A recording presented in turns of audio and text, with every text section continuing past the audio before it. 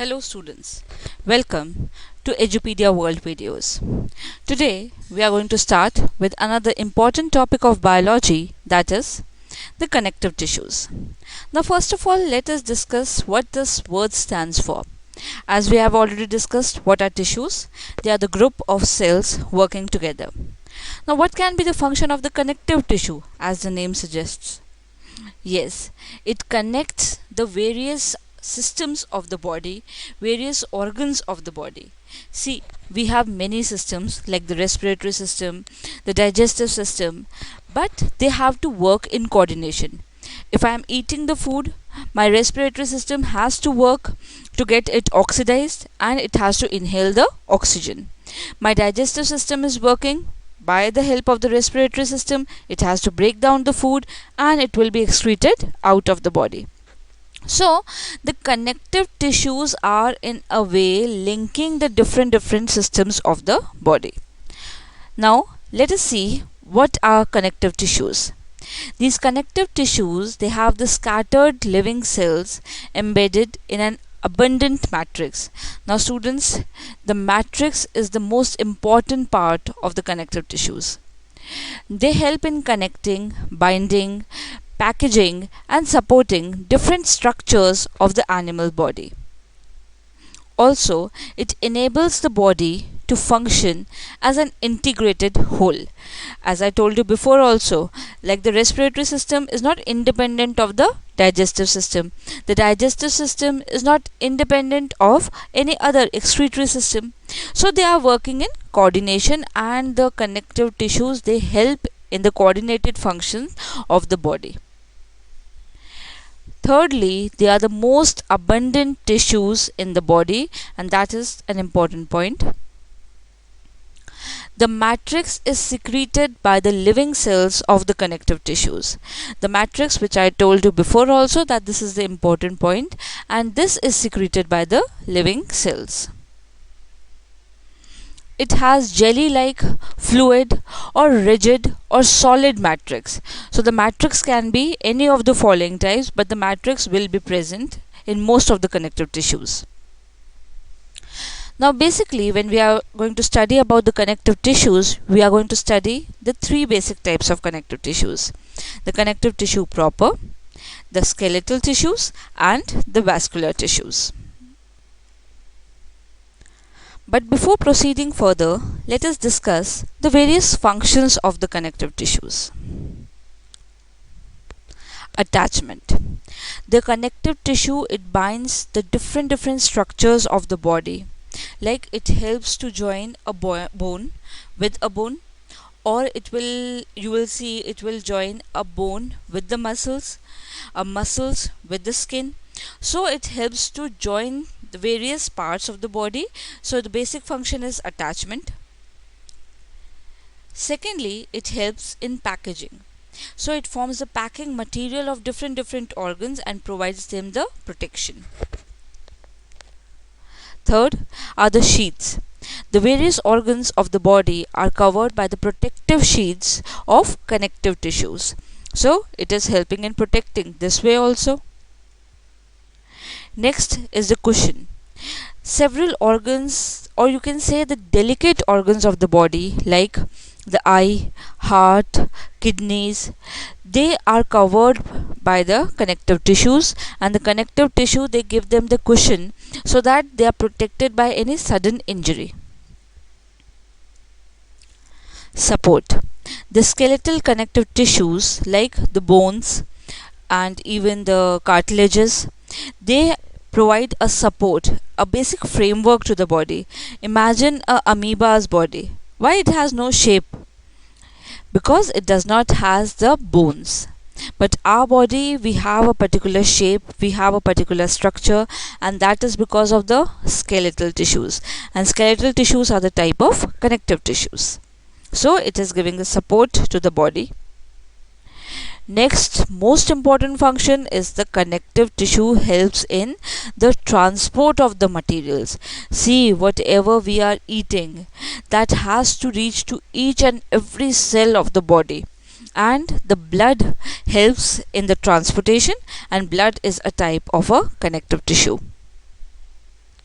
Also, it helps in the defense because the various types of cells, like you have already studied, the WBCs which are present in the blood, they help in protecting the body against the foreign bodies. So it helps in the defense also. Storage. The fat is stored in the adipose tissues, and these adipose tissues are the type of connective tissues. So in the way they are helping in storage of the materials also. Then they help in the formation of the blood cells. The red bone marrow is the most important type of connective tissue which helps in synthesizing the cells. And lastly, it helps in the repair. The components of the connective tissues are involved in the repair from the injuries also that we are going to study in the blood when we are going to study.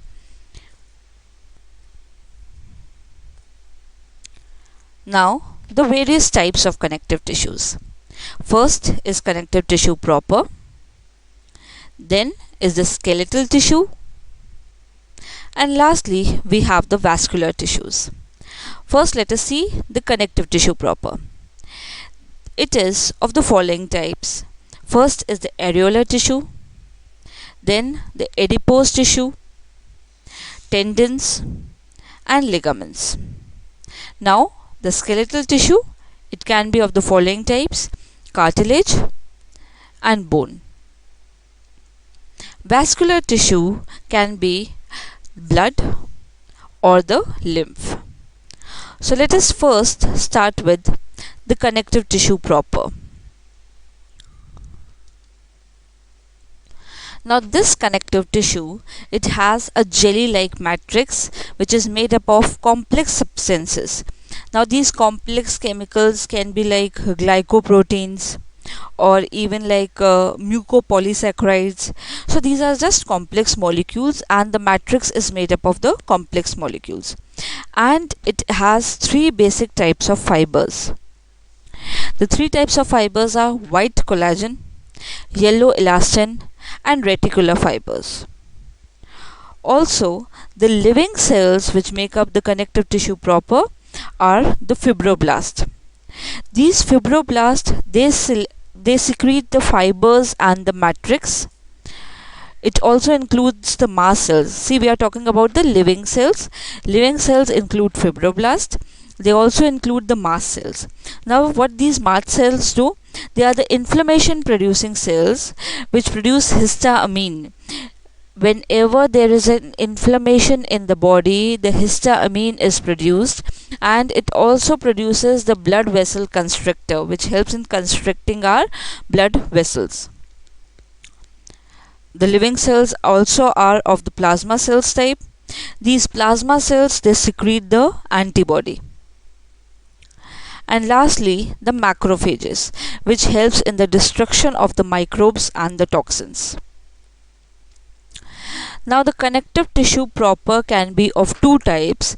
First is the loose connective tissue proper, and the next one is the dense connective tissue proper. Now what is the difference between these two? See, the loose connective tissue proper, it has fewer fibers, less fibers, and more of matrix. Understood? Like the fibers are less and the matrix is more. Example can be the areolar tissue, the adipose tissue. These are the types of loose connective tissues. The dense connective tissue, they have abundant fiber and small amount of matrix. Now the example can be ligaments and tendons. So these are the basic two types. Now let us start with the areolar tissue. The areolar tissue is this one. Here you can see the fibroblast, the reticular fibers, even you can see the macrophages, collagen fibers, the plasma cells which produce the antibodies, mast cells which help in producing histamine. Now it is a typical connective tissue having semi-fluid jelly-like matrix. First, when we discuss the connective tissue proper, we have already told that these tissues have a jelly-like matrix. So it has a semi-fluid jelly-like matrix.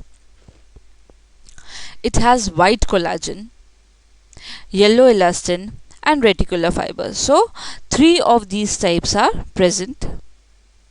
It has fibroblasts, mast cells, plasma cells, and macrophages. Even the immunocytes, these are the special types of cells which help in providing immunity to the body.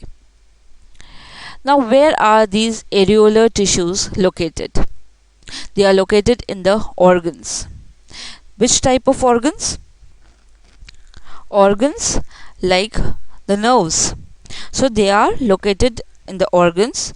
They are also located around the blood vessels because we studied that it helps in the constriction of the blood vessels. They are located in the muscles and nerves, as I have already told you. And they are also located below the skin as a subcutaneous tissue. Now, what are the functions of this areolar tissue? First of all, it helps in packing. So, wherever they are present, it helps in the packing material of the various organs. Secondly, it helps in binding. It binds various structures with one another in such a way they prevent the dislocation while allowing limited movement. So the areolar tissues are not basically helping in the movement, but it helps in binding so that limited movement can be there. Thirdly, it helps in covering. It provides a covering over the muscles and nerves and various types of organs. And lastly, it helps in the repair from the injury. So see, this is a one-page summary of the areolar tissues. You have studied the structure. This is the basic structure where you can see the diagram and the various parts of the areolar tissues. Then you know the location and you know the function. So that was all one-page summary of the areolar tissue. Now let us move forward to the adipose tissues. As I've already discussed, these adipose tissues, they store the fats.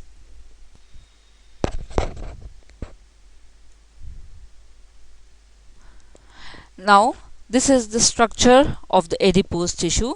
You can see the adipocytes and they store the fats. They have the fibers and various capillaries, even you can see the macrophages. The individual cells of the adipose tissues are known as adipocytes, which stores the fats. The location. Now, where are these adipose tissues located? They provide a cushion around the delicate organs like the eyes, heart, kidneys, blood vessels, and even inside the bone marrow. So, whichever delicate organs the body is having, it provides a cushion against that. Functions. First of all, it helps in shock absorption. So again, the important organs, as we have already discussed, eyes, heart, kidney, it gives the shock absorption to them.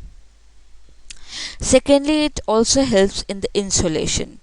The adipose tissue, they form an insulating layer below the skin.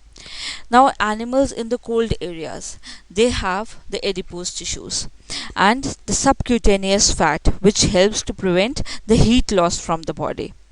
Even the insulating body fat, which is present in the whale, is known as the blubber. So that is the important thing, that the blubber of the whale is mainly made up of the adipose tissues. Even you might have studied in the lower classes the hump of the camel, which helps to store the fats. It helps to store the food, but the food will be stored in the form of fats. So it basically consists of the adipose tissues. So it is a very important type of tissue which is found in the blubber of the whale and even in the hump of the camel, and it helps to prevent the heat loss from the body. Next, it gives the curves to the body. So basically it is providing the body shape. Next are the tendons. The tendon, this is the structure of a tendon and this is a bone. So these are the white fibrous connective tissues which joins the skeletal muscles to the bone. Now students, you are going to learn it like that, MBT. So we are going to write TMB. That's a simple trick to learn. Tendons will connect the muscles to the bone. It helps in moving the bone on contraction and relaxation of the muscles. So let me write here TMB,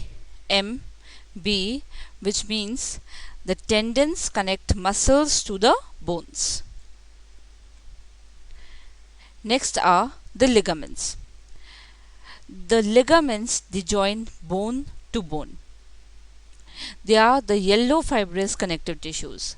Now in the previous section we have seen they were the white fibrous connective tissues, whereas the ligaments are the yellow fibrous connective tissues. They join bone to another bone, and it helps in moving, rotation, bending of the bone. So let me write here before proceeding further. It is L, B and B. So ligaments, it joins bone to bone. T, M, B. Tendons, they join muscles to the bone. Make these short forms and you will be able to remember. Now we are going to move forward to another type of connective tissue, that is the skeletal tissue. The skeletal tissue is the supportive connective tissue. So it is a connective tissue in which the matrix is solid and the living cells occur in the fluid filled space which is known as the lacunae. In the previous one, the connective tissue proper, where we studied about the connective tissues in which the matrix was a jelly like liquid. This provides the support and protection to the body. The skeletal tissues can be of two types now, the cartilage and the bone. Let us start first with the cartilage. Now here you can see we have the matrix. These are the cells, the chondrocytes, which lie in the lacunae. The cartilage are the firm, but they are flexible. Just touch your ear pinna. You know where mostly we wear the earrings. When you touch the ear pinna, it is not as hard as the bone. You can just bend it forward, but it is not as soft as a lump of a skin. So this is an example of the cartilage tissues. So they are firm, but they are flexible. The cells of the cartilage are known as the chondrocytes. Even the matrix is made up of a protein complex which is known as the chondrin. So the chondrin makes the matrix. Regarding the location, they are located on the nasal septum. So the part which is dividing the nose, the nasal aperture, that is made up of the cartilage, the pinna, the epiglottis. Now what is the epiglottis?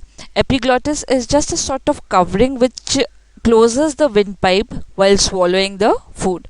So this epiglottis is majorly made up of cartilage tissues. Even the rings of the trachea, which we are going to study in the respiratory system, the trachea, it is made up of the cartilage. The functions. First of all, the cartilage tissue, it provides the support. It provides basic support and flexibility, and because of the flexibility only the things can be folded. Like you can just bend your ear pinna without breaking it. Even it helps in preventing the frictional wear and tear of the body. And lastly, it helps in cushioning, like it provides a basic cushion.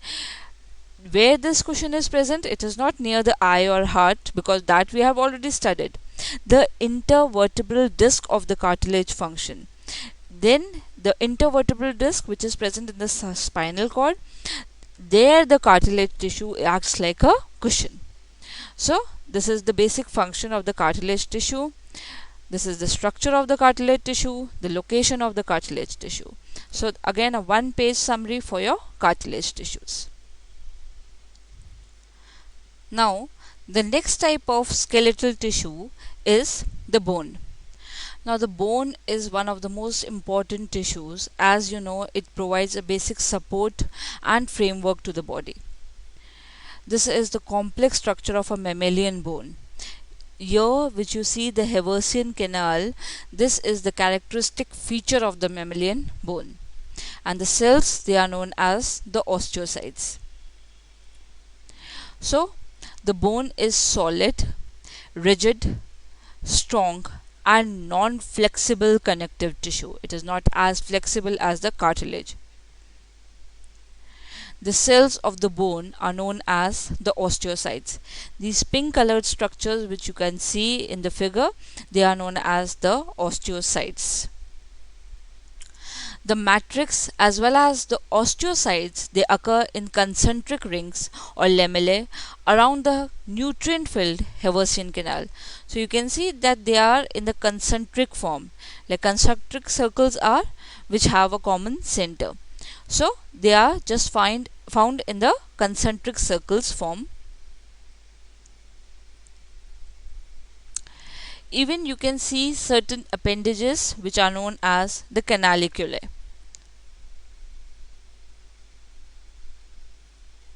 Now your Bujo is wondering one thing, even you might be wondering. Many times I have heard about the word bone marrow. I wonder if it is related to a bone. Many times in this presentation also I have used the word bone marrow. So, what is a bone marrow basically? Yes, many bones, they contain cavities. These cavities which are having internal soft special connective tissues which is known as the bone marrow. This bone marrow, it produces the various types of blood cells. Now see children, when the blood cells are formed, they are not differentiated. Later on, the blood cell, mother cell, this differentiates into the various types of cells, like they will be differentiating into the W.B.Cs or the R.B.Cs, but basically all the blood cells are made in the bone marrow. Even one more thing to remember, all the bones do not have a bone marrow. The long bones which have a cavity-like structure only have the bone marrow.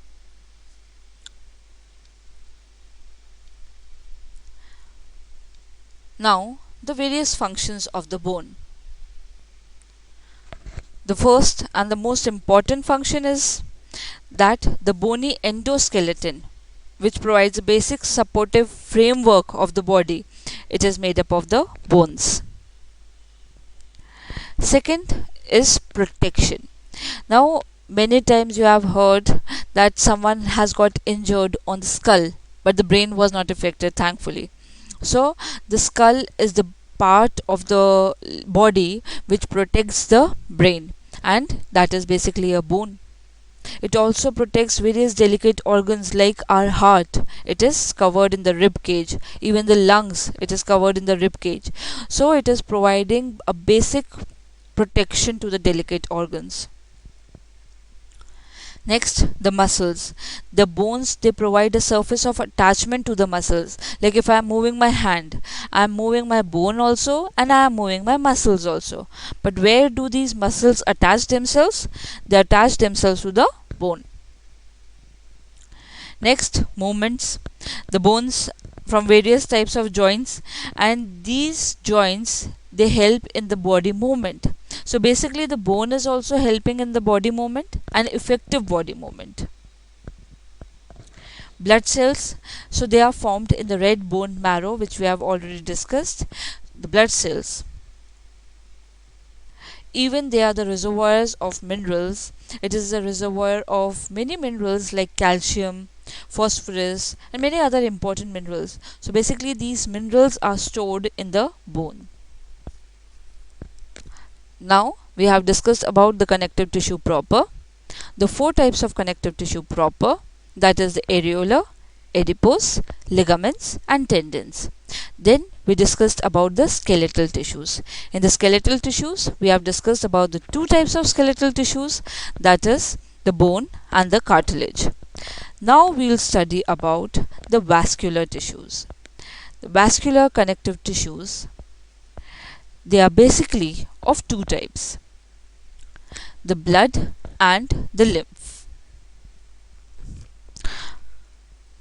Now, the blood. See, the blood is the most complex type of connective tissue, and at the same time it is most important type of connective tissue. The blood is basically made up of two parts, that is the plasma, which is the liquid part of the blood, and it comprises of the blood cells.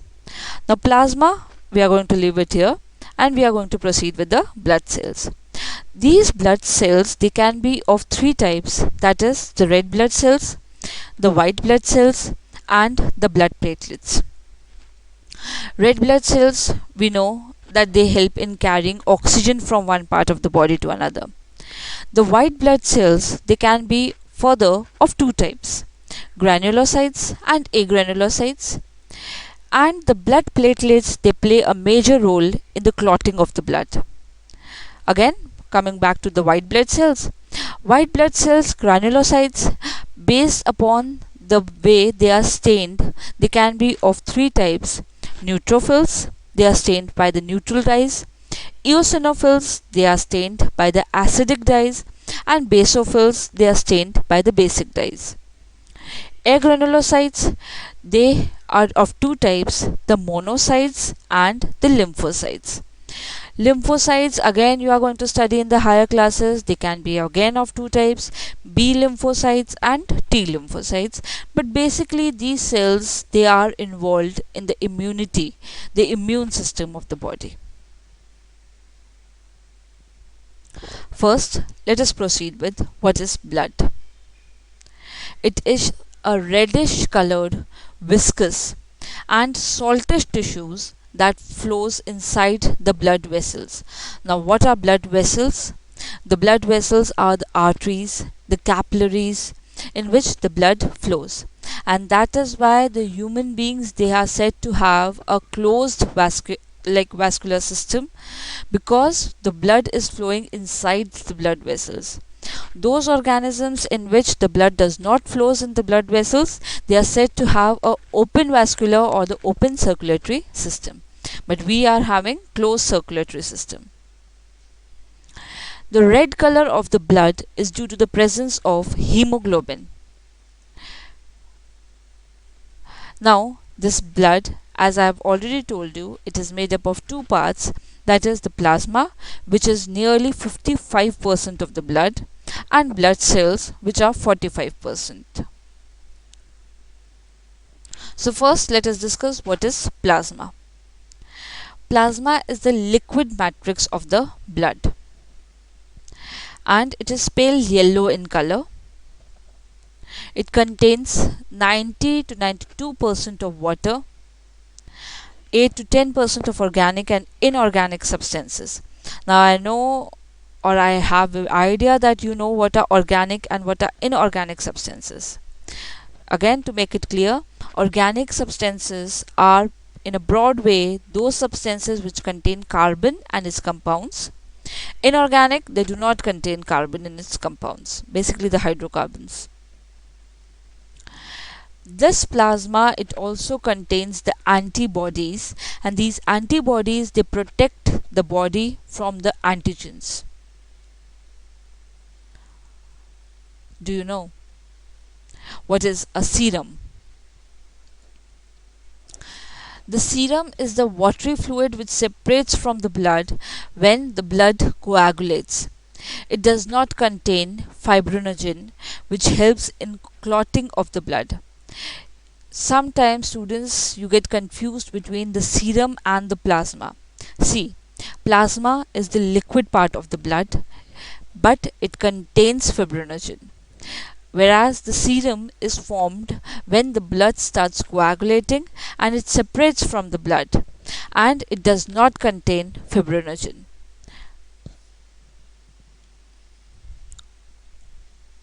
Now, the various blood corpuscles or the cells.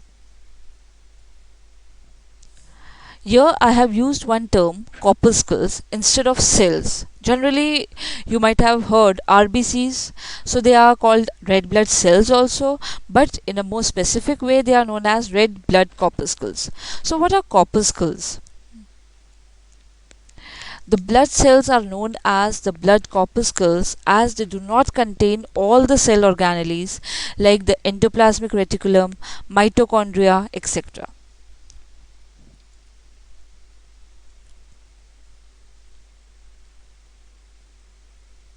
First, let us start with the RBCs. They are known as the erythrocytes. Now, this word erythro, it means red, and cytes word means cell. So, they are the red cells. They are biconcave, disc shaped, enucleated, like without nucleus in the mature phase, red colored due to the presence of hemoglobin. So here you can see the biconcave shape. This shape, you have studied about the biconcave lens. So this shape, it is known as the biconcave shape.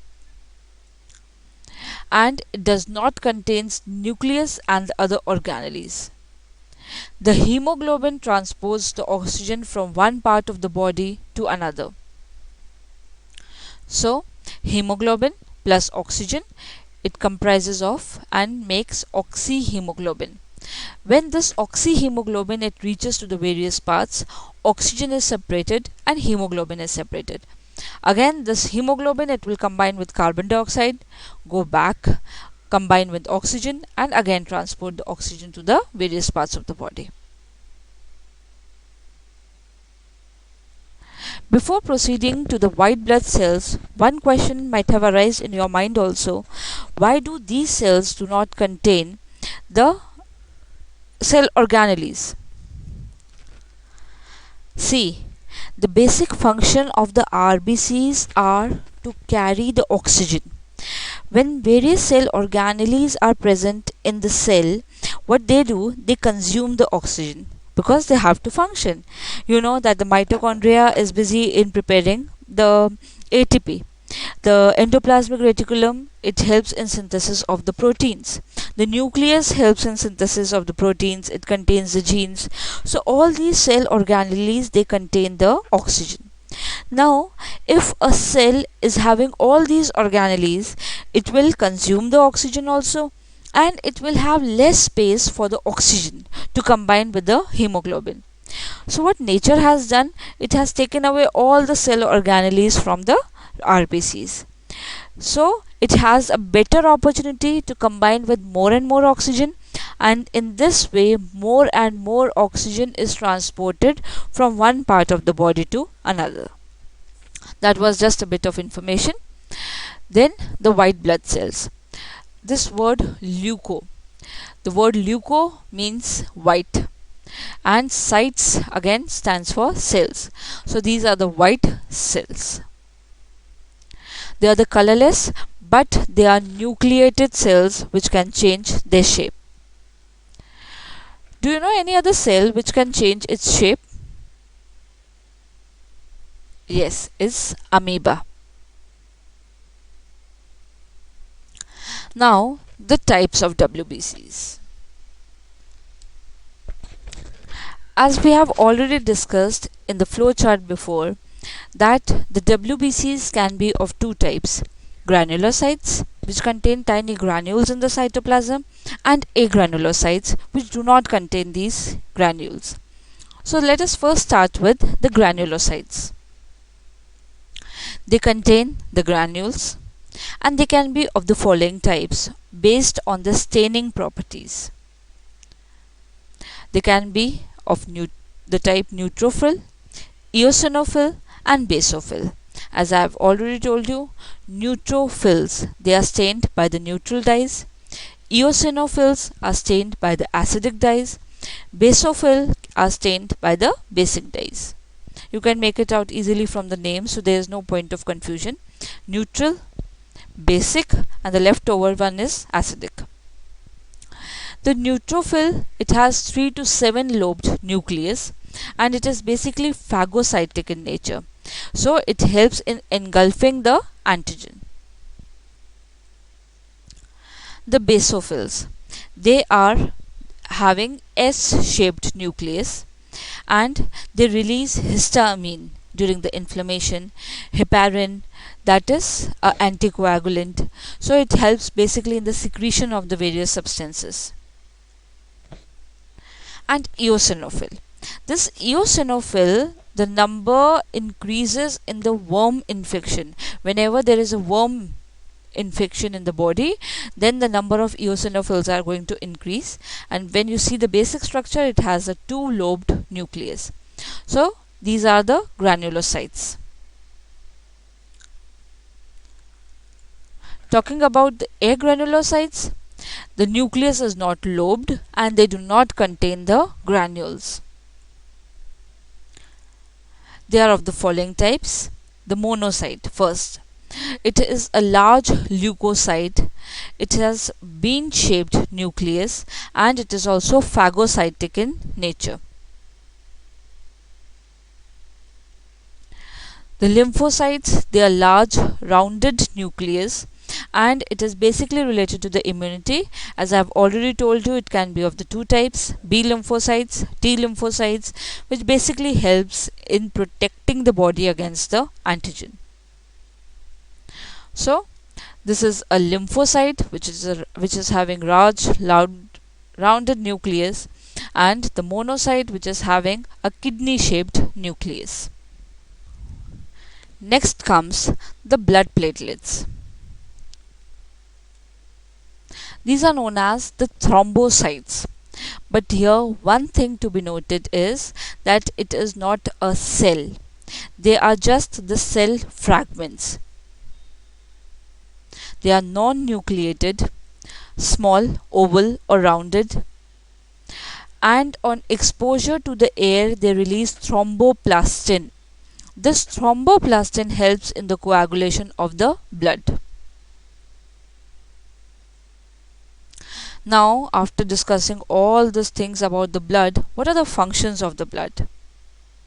First and most important function of the blood is it helps in the transportation. The major function is to transport substance from one part to another. And what things it will transport from one part to another? It will transport the nutrients, it will transport the metabolic waste, the hormones, the gases like oxygen, carbon dioxide. These all are transported with the help of the blood. Secondly, the blood helps in maintaining the body temperature. It conducts the heat and it regulates the body temperature. It also acts like a buffer. Now, what is a buffer? A buffer is a substance in which if you add a little amount of acid or a base, the pH is not going to change. So, with a slight increase or decrease in the acidity or basicity of the body, the pH of the body is not changed because of the blood. So, it helps in maintaining the pH. Tissue fluid. The blood plasma which leaks out of the blood capillaries, it forms the tissue fluid. This tissue fluid, it keeps the tissues moist. As we have already seen, it helps in providing the immunity. Basically, the white blood corpuscles, they help in fighting against the foreign microbes by eating them and producing antibodies. Thus, they are also known as the soldiers of the body. And lastly, it helps in the clotting.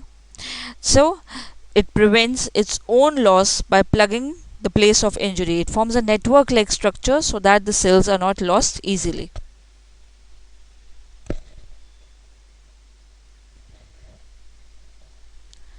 Now, the next type of the connective tissue is the lymph. It is a colorless yellow fluid and it contains no blood cells.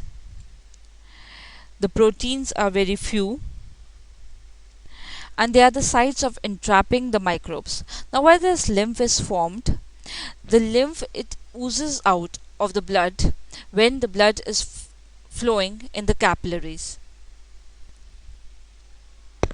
The lymph, basically, it flows through the blood capillaries, the lymph capillaries, I should say, and the lymph vessels. This lymph, when comes out of the capillaries, again it joins the blood. So when the blood is flowing with such a high pressure in the capillaries, some blood oozes out of the capillaries, it forms the lymph. The lymph helps in entrapping the microbes, and again it joins the blood. Now, one question which arises again in Bujo's mind is, if our blood also contains oxygen in the hemoglobin, so why doesn't it clot in the blood vessels? Our blood contains an anticoagulant which is known as the heparin. This anticoagulant does not allow the blood to clot while it is flowing in the blood vessels. So children, that was all about the connective tissues. The next class we are going to study about the muscular tissues.